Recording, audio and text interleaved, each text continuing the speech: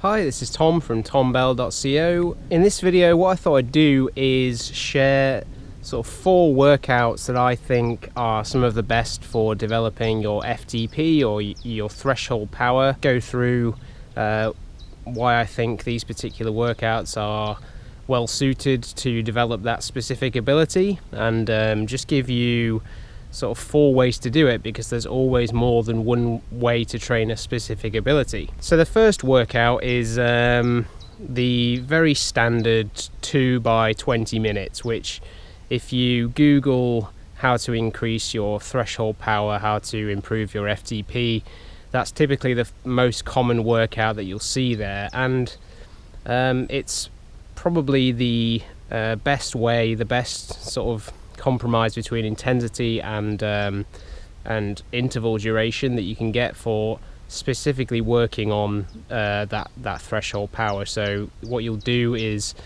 find a climb or a uninterrupted flat road, or maybe a rolling course with a few sort of downhills that you can still keep pedaling on for 20 minutes. Typically 40 minutes of work, i.e. 2 by 20 minutes, is going to be a good amount of time that you're going to spend at that threshold level. So 2 by 20s are definitely something you can use. I try to do things that are a little different to other people. I don't like the idea that everyone's training in the same way.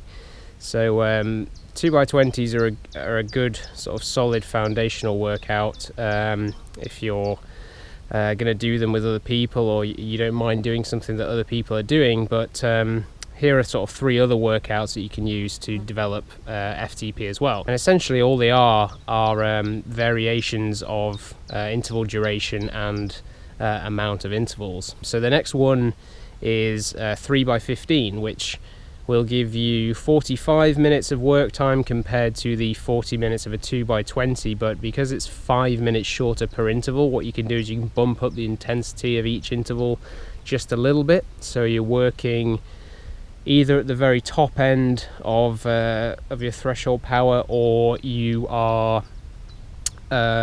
slightly over that, so you're somewhere between pure sort of threshold FTP work and sort of low VO2 max, which gives you a better training stress, but also you've got to remember that you've got that extra 5 minutes of work time as well. So it goes a long way to actually developing that kind of fitness. The next one is one that I saw in a paper, and I haven't actually seen many people using it, but it's essentially like a 30 to 40 times 1 minute, with about a 20-second or 30-second active recovery between. So because you're only doing the threshold power for 1 minute at a time, it's that side of things, those individual 1 minute intervals don't feel too difficult, so it's mentally easier to cope with that type of workout. But obviously when you get to the end of that, you've done 40 minutes of work continuously, 30 to 40 minutes of work continuously, you know, that really does start to bite a little bit. And actually at the end of that, you'll have spent a lot of time at that specific zone, and what your heart rate will have done is go up, go down, but generally over that 40 minutes will increase, so you'll spend a lot of good heart rate time, high heart rate time when you're doing that type of interval. Obviously this type of workout will lend itself to people that have got access to either long climbs or 30 to 40 minutes of a rolling sort of terrain. This also works well on the turbo trainer, because you don't have to put out crazy amounts of power in those 1 minute, and it's also always changing, so you've got 1 minute on, 30-second off continuously, so it keeps your interest. So that's a good way to work on your threshold power on a turbo trainer. The next one is a 4 by 8 minute session. So again, with 8 minutes you can work above your threshold, but kind of in that zone between pure VO2 max and pure threshold. So it's a really hard stress, but it's still in that sort of comfortably hard range of threshold, where you don't really have to dig so deep to finish the session. And actually 4 by 8 minutes as well has in a paper which I'll link in the description been shown to be pretty superior, to be honest, in terms of performance improvement over comparative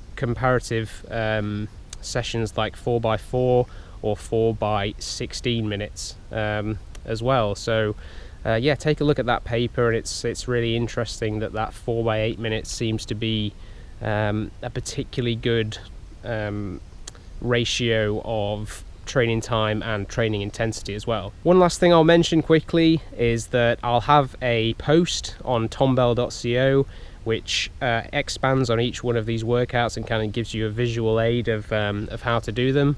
I'll also try and link some actual example workout files as well, so you can see how they kind of look on the power graph.